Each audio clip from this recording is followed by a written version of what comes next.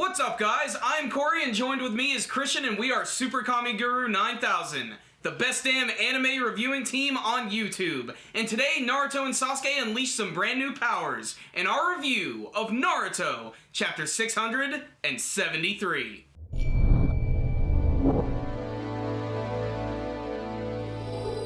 So I'm not sure if you guys keep up with all the Naruto Raws out there, but someone did leak the first 3 pages of this chapter earlier this week, or last week, and I actually thought they were fake, because I was like, no way Naruto's going to get all the, chakra natures from all the different beasts, but it turns out it's true, because the first thing Naruto does is use a giant Rasen Shuriken with Son Goku's lava, or like chakra nature, like built into it, and it's like there's a magma sun in the middle of this, and he ends up striking Madara like right in the chest with it, and it flies all the way around the tree, cuts it in half, and then explodes, and Madara's like, oh shit, man, that like hurt.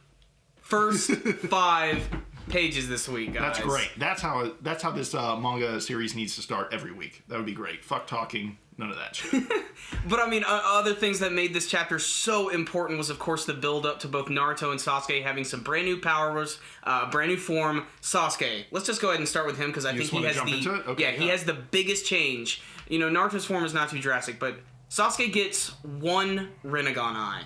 And it's not like the typical Rinnegan eye that we've seen from the series from Madara and Pain, where they just had the purple eye with the weird little circles around them. He actually has the one that is similar to the Jubi's eye, which has the Sharingan Tomo that is all over the eye. And I'm not even sure why he has one. I'm not really sure what's up with that. All I know is it makes him look really badass. And I kept thinking to myself as I'm reading the whole chapter, too, I'm like, why are they not showing us Sasuke? What's up with this? What's going on here? You know, and in the back of my mind, I'm like, he's definitely going to have Rinnegan. I just not expect that it would be like such a drastic different form of it. But he's also joined by Naruto, who has a brand new form, which is just boss as all hell. Yes, it is. Oh my god, it looks so cool because it's like a combination of his classic form and his QB chakra mode. He has the black chakra balls that are floating behind him. He ditched the jacket and he now goes back to his original one, and he has now this black clothing mixed with the yellow chakra, and he has these 2 black chakra sticks, which are just, I'm guessing he's just going to use those to beat the crap out of Madara. But what's cool about this is because Naruto's never really been like very big into the whole weapon like thing. Like, of course he's used like the kunai knives and he's used swords on occasion, and in some of the filler scenes he's used weapons, but this is a completely new thing for him, and it looks awesome. And it's actually interesting. The one thing you didn't mention was his dad's kunai he has in his mouth. So maybe he's about to like start using those powers and like start like flashing around the battlefield. He does only have one, but you know, I'm sure Naruto will find a way to make it super awesome if he does use it only once. You know what I really love about Naruto having the kunai in his mouth? What is that? And this is a really strange thing. When the manga series first came out, a lot of the times... You remember that? Oh, God. What a great arc. So ninja-y.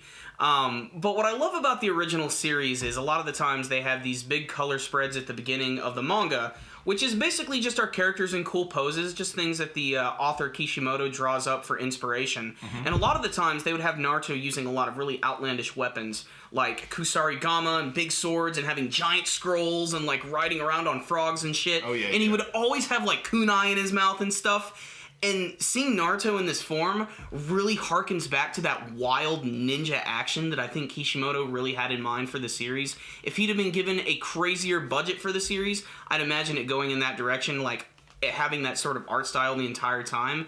So seeing Naruto with weapons, the kunai in his mouth, and a brand new form and everything, getting ready to kick ass and throwing magma Rasen Shuriken all over the place... This was a great chapter. You know, obviously we've been very open about the fact that we like action series. It's mostly what we cover, so this week definitely delivered on that. Absolutely. But there was still some time for some poignancy. There was the scene with Obito and Sakura this week. Yeah, that was a really good scene. They were communicating, and it was kind of like Sakura really wasn't sure how to feel about Obito because he did just save Naruto's life, but at the same time he killed Neji. He's done so many evil things. You know, he attacked the Leaf Village back in the day with the Nine Tails, you know. And even Obito's like, you know, you don't really have to call me your friend. You can just keep me as an enemy in your mind. Which I kind of feel is a bit dramatic.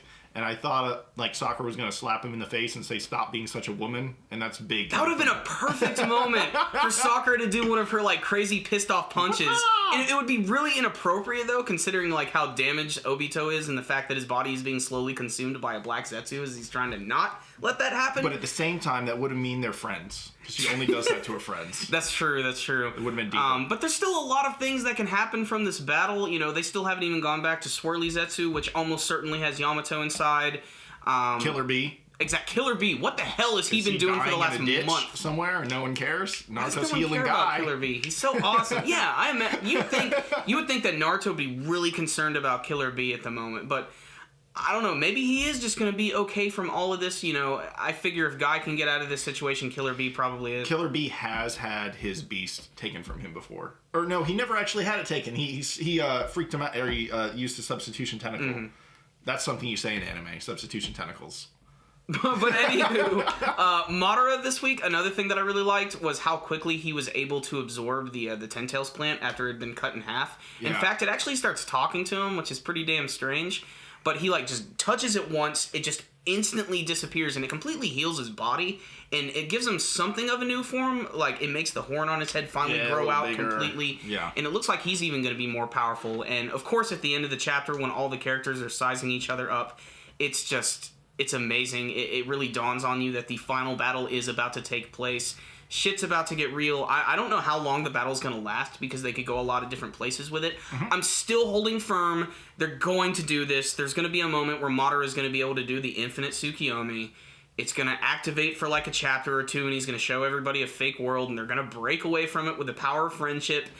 I don't know if that's going to happen or not. It seems a lot like when Simone was fighting the anti-spiral. Exactly, and I'm really afraid they're going to go in that direction because that's been done in other series as well.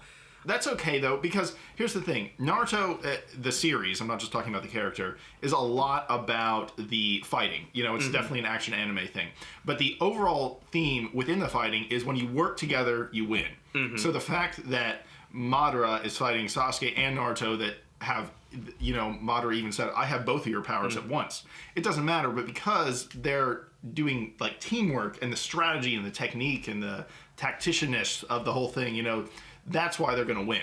Mm-hmm. That's definitely been the theme of the entire series, definitely from the beginning, especially when you think how it started with Naruto being sort of an orphan, always by himself, and he always had trouble because of that. He always assumed that he always had to have people look at him and acknowledge just him, and then as the series went on, he finally started to realize, no, it's not just about me. It's about all these other people. It's about the people I care about, my friends, and, you know, it's cheesy. All right. It's cheesy. But in certain situations it can work, and I think in the final battle of Naruto, I think it can work really effectively.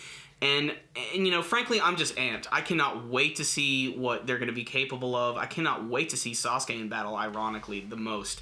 Because even though Naruto has a new form... from him yet. Exactly. The fact that he has... Because, you know, he hasn't really had, like, too many, like, big... you know, physical transformations. Like, his eyes have changed, and he's pretty much just always had, like, Susanoo and everything, but what is he going to be able to do with this Rinnegan? Is he going to start, you know, Shinra Tensing and doing all the different, like, 6 paths abilities? Like, I feel like it's going to be more subtle than that. You think so? Because his technique is so spot on, you know, he's always been known for being such, like, a gifted fighter. I feel like he's going to have his own spin on it. And obviously they need to do that. You know, Sasuke needs to have his own spin on it. But yeah, no, awesome chapter. I think we could easily give this one a 10 out of 10. I loved this chapter. It was amazing. I think you guys probably know that. If you know the way what we like in our anime and manga, it's action, explosions, transformations, golden auras, all that stuff. And we got all that this week. And 10 out of 10, no problems.